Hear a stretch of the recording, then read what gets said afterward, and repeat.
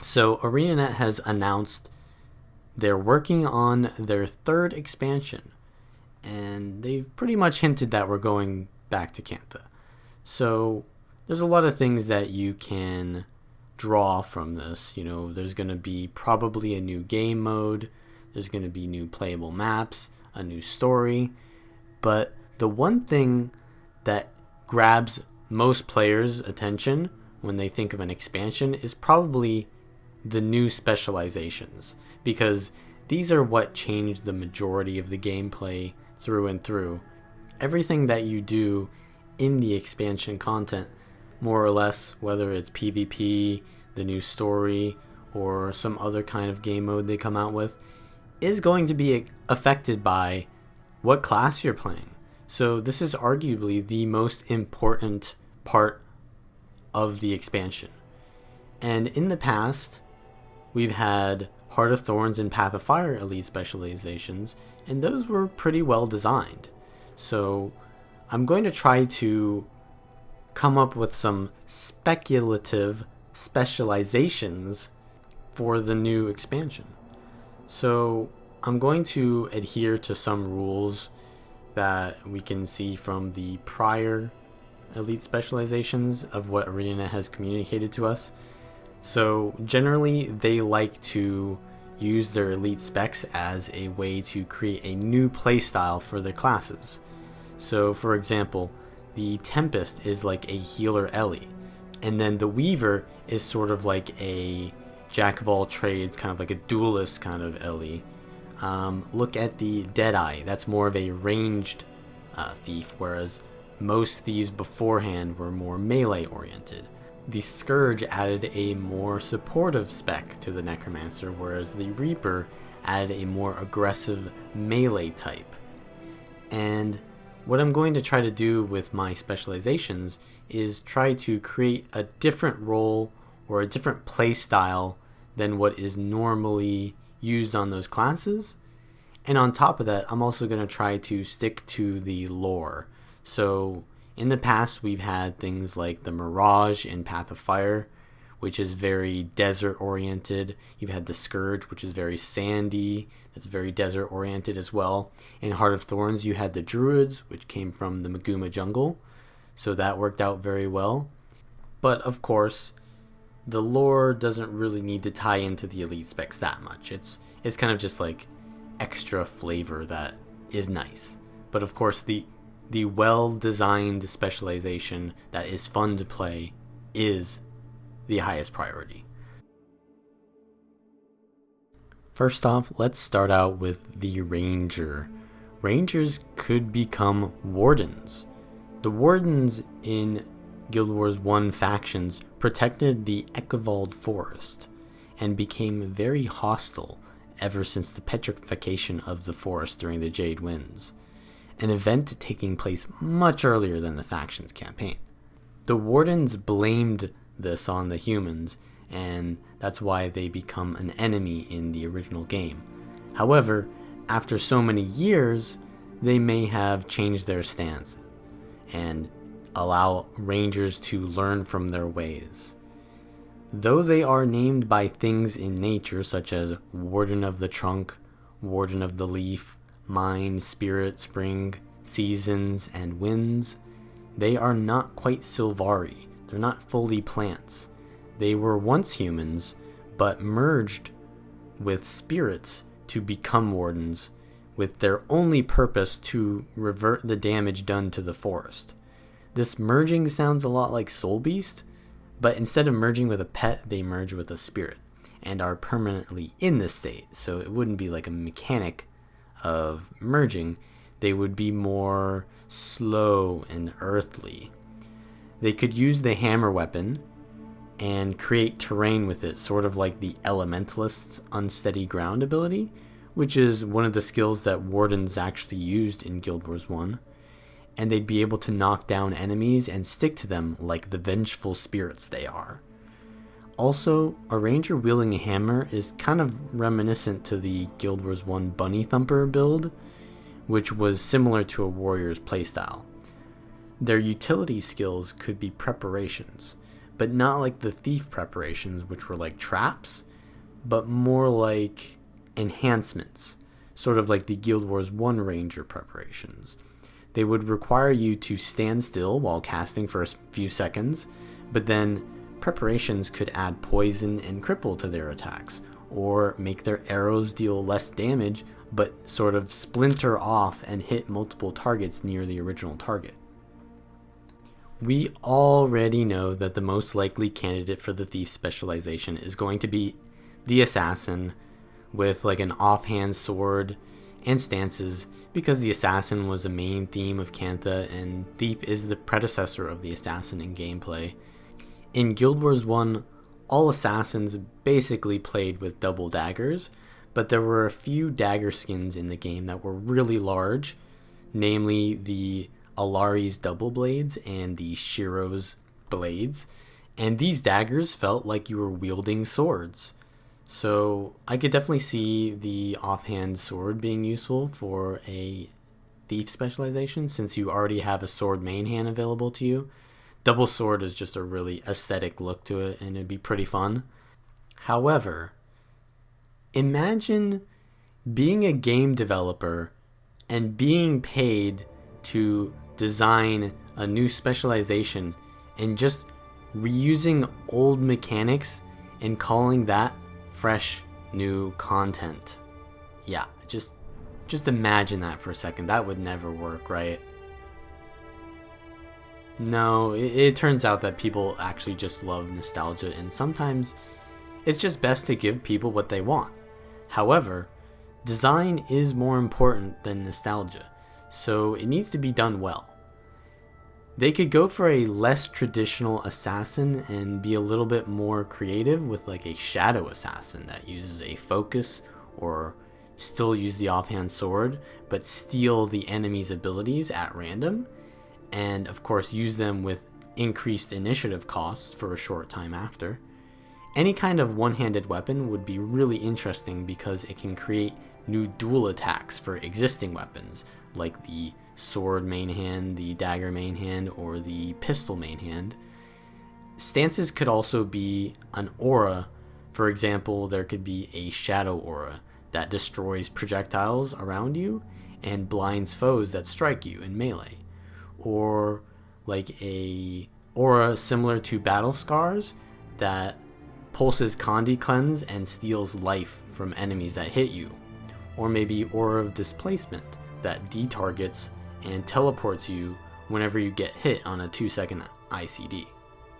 Assassins in Guild Wars 1 also had this mechanic of combos, which didn't really translate into Guild Wars 2 very well. They kind of just created like auto attack chains as combos, which are a lot less risky.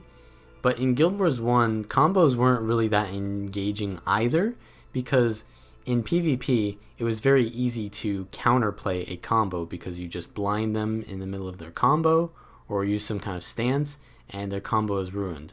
So what happened is most top-level assassins just ended up using really low investment combos that had very low cooldowns so that they could swap targets or wouldn't get punished as much. So they could possibly use that combo mechanic, but it would have to be something with the dual attack mechanic, which is on the 3 skill, and it would need to be something like your dual attacks do some kind of mechanic, like the Deadly Arts trait that gives you poison whenever you hit a dual attack. Or the assassin trait line could give all of your dual attacks a different effect, or some kind of follow through, sort of like how flanking strike becomes larcenous strike. You could get that on a lot of other of your dual attacks too, and that would be interesting. The Canthan's time in isolation has allowed them to develop their own technologies that we have yet to see. This could be anything. Maybe they've invented the internet by now. The engineers of Cantha may have harnessed the power of electricity, allowing them to become Golemancers. This is more of an Eye of the North lore, but Ula was an Asuran genius who sought immortality by placing the consciousness inside a golem or other entity. They could be able to do lots of CC skills at the cost of losing control of their character, or Golemancers could do like a mind control ability. The closest things to this currently in game are the fear or taunt conditions. Golemancers will gain access to the mace with a grappling hook, which will pull the engineer to the target if it lands. They can also use signets to give them effects that they can use while mind controlling. Using an animation or being CC'd while mind controlling someone would break the mind control, so the signet actives would need to have no cast time. One signet could give stability to prevent disruption of the mind control. Another could trigger a time bomb that the engineer could force others to stay in. The Xingjia Monastery is one of the more notable places in Cantha. It is a place where many students went to learn from the Master Togo. After many years of meditation, warriors have learned to do more than just mash their faces on the keyboard. That's right, they can now become monks. With this specialization, the warrior can now use scepters and consecrations, which is like the guardian area of effect abilities. This would give warriors a new playstyle of being a dedicated healer, and would be really nice to use a scepter with like a war horn or a shield to get a little bit more versatility rather than just a staff, which would change all of their skills. The thing about warriors is they have the most potential for weapon usage in the game, like by far. So giving them a one-handed weapon gives them a lot more potential and play around, which is really interesting. That's why the Berserker and the Spellbreaker gave one-handed weapons, because it's a lot more fun to play around with your combinations there. So that's why I chose the Scepter instead of Staff. Next, the Guardian could be the Imperial, based off of the guards in the Imperial Palace of Kaineng City, or the Samurais, who were the military men of feudal Japan. An offhand sword would work pretty well with this theme and give them more dueling capability, as Guardians usually fill very team supportive roles at the moment.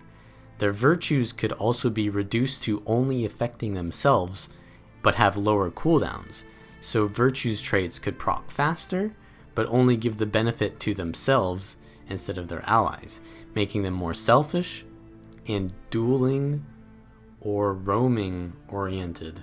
Also, all of the virtues could have an attack effect attached to them. The Justice virtue can be a leap attack that would burn. The Resolve virtue could be an evade that requires a target and it'll place you behind the target while also proccing the cleanse passives, so you can't really use it to escape too easily, but you can use it in like a 1v1 very well. And also the Courage virtue would be a 1-second block that parries and gives you an attack that does decent damage and weakness while proccing any courage traits only to yourself. These would give Guardian a lot more mobility to feel like a different class, while not scaling it up too much and giving it some trade-offs. There already is an achievement in Guild Wars 2 to win 150 PvP matches on Revenant. The title you gain is the Champion Ritualist title. Now this suggests that the Revenant should get the Ritualist spec, which was a huge theme in the original Cantha expansion of Guild Wars 1. However, the Renegade specialization already has a spirit summoning playstyle. It wouldn't be very unique to do that again unless there were a rework to the Renegade. So instead, I propose the Envoy Revenant specialization. The Envoys are what guide the spirits of the Canthans into the afterlife. Revenants already commune with the spirits of legends, so this works out. Their new legend would have to be something unique though. We currently have Jalus the Dwarf, Malix the Demon Monkey, Shiro the Human, Glint the Dragon, Ventari the Centaur, and Kala the Char. And it can't be an Asura because, I mean, who wants to have an Asura voice in their head? Like, that doesn't sound like a good time. So it could be a Tengu. Talon Silverwing or Sore Honorclaw are potential Tengu legends.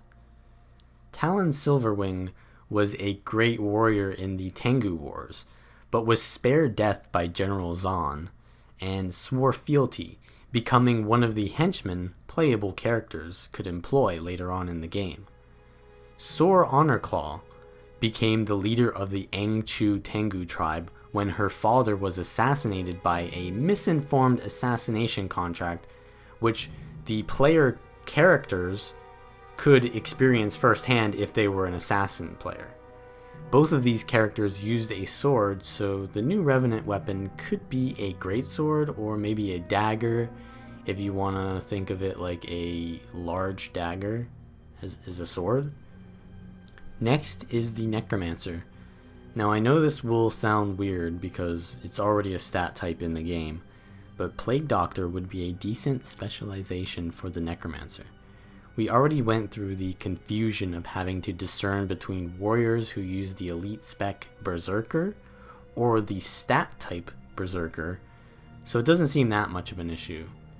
During the initial factions campaign of Guild Wars 1, the outbreak of the plague was one of the main conflicts that started their journey. In gameplay, Necromancers already are seen as spreaders of plague. Corruptions are a mechanic that sound very much like the afflicted disease.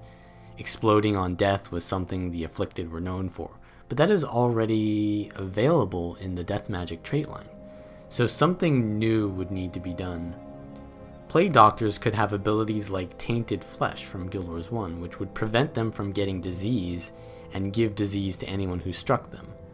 Whether this is a trait or a shroud skill or a utility skill in Guild Wars 2, it could translate to poison resistance and giving out poison when struck. For balance purposes, this would be kept to non-permanence or to percentiles. Shroud could work similarly to Reaper, with a 5% health degeneration with the second life bar, but have more of a focus on stripping defenses from a single person and bolstering the Necromancer's own defenses when landing them, rather than massive AoEs like the Scourge had, which wasn't very healthy for the visibility of the game. This would also fit the role of a tank killer that Necromancer mains love, but this could also make it a decent 1v1 spec potentially for beating out the tanky duelists that love to stand on node. Their new weapon could be the shield, which could give it the ability to survive outnumbered, because every version of Necro does not survive being trained down by a bunch of people. It could be mobility skills tied to the shield, which help them disengage fights, but don't give them too much sustain so that it prevents them from being too tanky and too annoying to play against. Plague Doctors could potentially use this in squishier builds to help them survive, but they could opt to use more powerful weapons that already exist for a different role. Hexes could be their new utility type, which could be insane debuffs that would be really useful in raids, but would also fit the role of tank killer as mentioned earlier. My suggestion for the Mesmer is the Demon Slayer. There isn't much lore surrounding this, but one of the Guild Wars 1 raid's final bosses, Kanoxai, was a demon. During the encounter, Kanoxai mentions destroying the player's minds with his horrific visions, and spawns mobs called nightmares during the encounter. That sounds a lot like something a Mesmer would do. Now I know that Kanoxai was technically an assassin, and the Oni, which are very closely tied to Kanoxai, are also assassins. It's not hard to compare the two since assassins shared the same god with the Mesmers, Lissa. Also, the specialization would focus on the slaying of demons or the consolidation of these horrific visions into something logical or redirecting their harm. ArenaNet could take this chance to explore exactly what Kanoxai is and what the Oni are and where they came from. Instead of having potentially 3 clones up, the maximum amount of clones they can have is 1. However, they can have one of these clones be a nightmare, which would be a much more powerful clone, and it would take the shape of the class that the clone is summoned on. Sort of like the Thief's Stolen abilities, they work towards countering that class in general. A Nightmare clone could reveal thieves, or steal boons from guardians, or put blinds on revenants. Wait, aren't revenants already blind? Anyways, the Nightmare clone would take priority over lesser clones and not be overwritten by them, but go away when shattered. But when they're shattered, they would also create a stronger ability or effect on top of the shatter effect. They would have to get a main hand or offhand dagger to fit the roleplay of the Demon Slayer, which is sort of like a thief. Probably offhand dagger because it would be hard to compete with a main hand sword for usefulness. And lastly, my idea for the Elementalist is the Starcaller. In the Napui Quarter mission of the Factions campaign, the player becomes closer to the stars. One of the bosses you face is the spirit of the once Empress Tamu. You learn about her story and how she was a kind empress who cared about her people, but in a fit of rage during a Naga invasion which threatened her people, loses control and sets fire to the entire street. Sounds a lot like when Goku turned Super Saiyan after witnessing the death of his friends. When we see Tamu in game, she resembles a constellation of stars in the arrangement of a dragon, which is relevant to the current story. The Starcaller would metaphorically align the stars to a certain attunement that they choose, or go Super Saiyan if you will, and empower every ability on that attunement to do a similar but more powerful effect. For example, Meteor Shower will now daze on hit, or Lightning Strike will now tag the target for pulsing lightning strikes, or Cone of Cold will ice block an enemy if they hit it with the whole attack. You would only be able to align an attunement every so often, and aligning an attunement will increase the cooldown of all the spells on the weapon set you align it with, making them less available to return to in the near future and giving sort of like a trade-off. And the utilities could be enchantments, or added effects onto your attunements.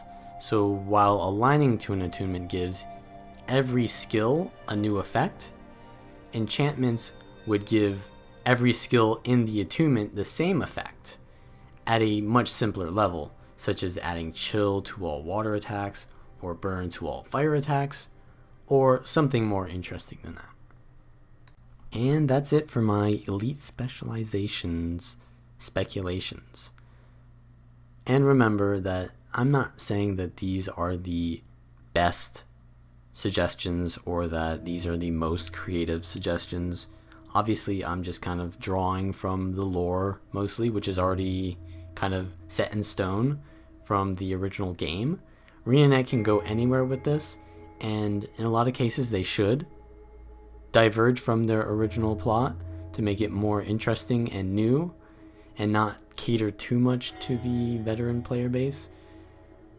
But as usual, it is fun to think about these kind of things. So like the video if you like this kind of creative content. Obviously subscribe if you want more. And leave a comment down below if you like one of my ideas, or you think that it's a really bad idea and that it will completely destroy the game and ruin the balance and power creep it again. Or suggest your own elite specializations down below and we can kind of have fun with that.